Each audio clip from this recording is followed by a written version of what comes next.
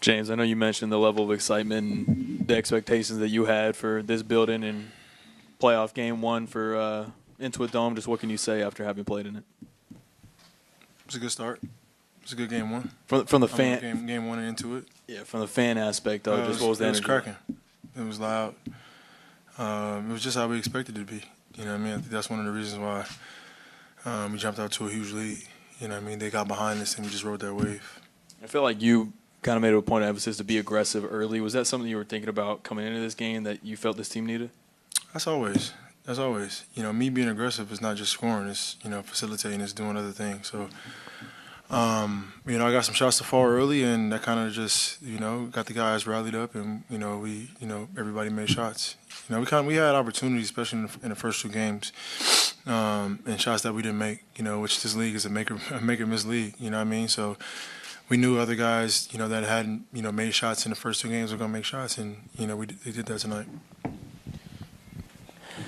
James, you guys finished the first quarter on a 10-0 run, and it seems like from then on out, you guys imposed you guys' will defensively. Yep. Never really looked back. Why are you guys so locked in defensively? I know game one you guys fell short, but it seems like since then you guys have been locked in. You guys haven't really had any letdowns. We've been that way all year long. Yeah. Like, that's our calling. Like, that, if we wouldn't even be in the postseason if it wasn't for our defense. So we know, like, going to games, like, no matter what happens offensively, you know, we gotta be on point defensively. That's what keeps us in the game. You know, so we've been like that all year, and you know, as much as perfect as we want to be, like we aren't. You know what I mean? So we make mistakes, we cover for each other, and we just continue to, you know, be resilient and keep fighting defensively. And you know, the first game, you know, we 20 turnovers on the road. You can't win. You know, it's very, very difficult to win, and we still gave ourselves a chance. Tonight, how many we had? 10. Like, that's the game right there. Game two, we had 10 as well. So you do that and you rebound the basketball, you make shots, you give yourself a chance to win. James, to you, right? I'm curious to know, like, what the conversation at halftime was. Like, you guys had a lead, and you know that, you know, you play well to start that second half, and you have control of the game. Like, what was the conversation like to just amongst each other to maintain control that y'all built and established? There are some things that we still could have got better at, like pick and roll. Jokic is up. You know, he's doing a good job of being up. And you know, the first half, Zoo had like 3 or 4 opportunities where he got the ball into the basket and he missed a layup. I think he got fouled one time, and I forgot what happened the other 2 times. But like, Zoo, go dunk the ball. Like, finish those plays. You know what I mean? So there's things like that offensively that we can get better at, and there's some things that we adjusted to defensively that we saw that they were doing. That we felt we can get better at. And so it's just, you know, it's constant. Like, there's no let-ups, there's always communication, and there's always, you know, room for improvement for us.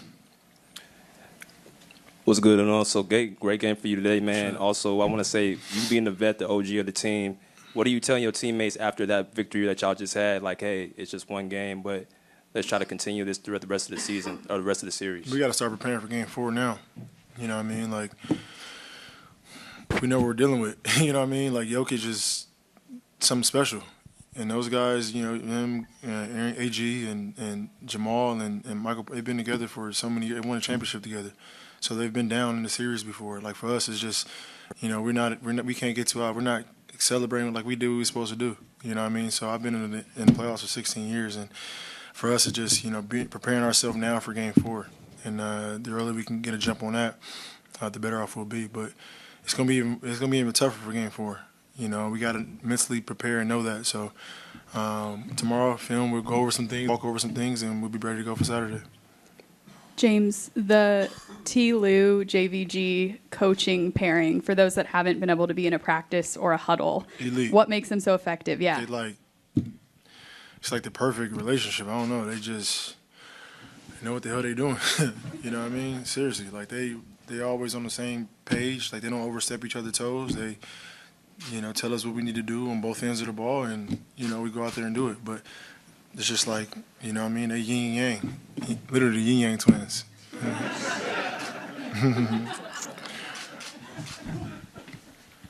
It's fucking hot up here. Seriously.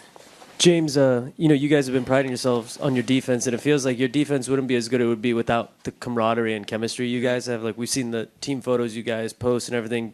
Can you just tell us about, like, what's that chemistry been like and that camaraderie as you head into that playoffs? Because you can see everybody celebrating for each other. Very fun. Like, this is when you think about an NBA team, this is what you envision. I've been on several different teams, and it's probably one of the coolest teams in the sense of like everybody understands who each other is, accept them for who they are, and go out there and compete and have each other's back.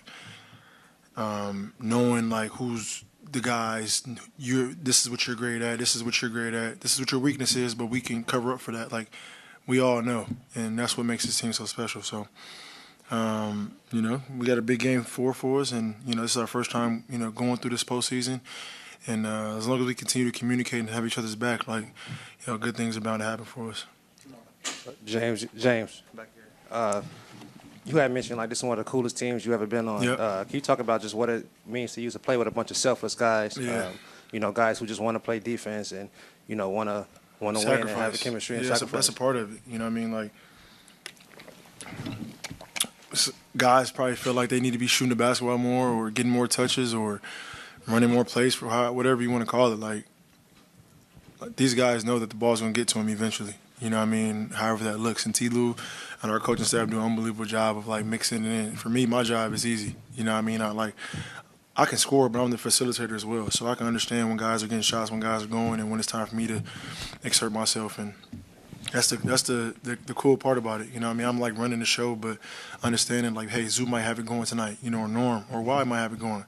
And I'm cool enough to where if I don't got it going, or if those guys got it going, I can facilitate and make other guys better, or get those guys who got it going that night the ball. So, it's possession by possession, it's game by game. Tonight it was a collective group. Last game we see Y had it going. First game I had it going. So it's a balance of just having each other's back, see who has it going, and then just riding the game, and it's going to dictate. It's going to show you who got it going. So for our team, we got each other's back, and that's it's pretty cool to be around. James, I just want to know, what was the feeling like playing with such a loud and supportive crowd during the whole game? It was really loud. It's probably the loudest it's been all year. We expected that, but like I said before, Game 4 need to be even louder. Denver is a very, very tough team. They've been through it all, and they're not going to just give in. So we got to make sure that we come out ready to go, prepared for Game 4. Thanks.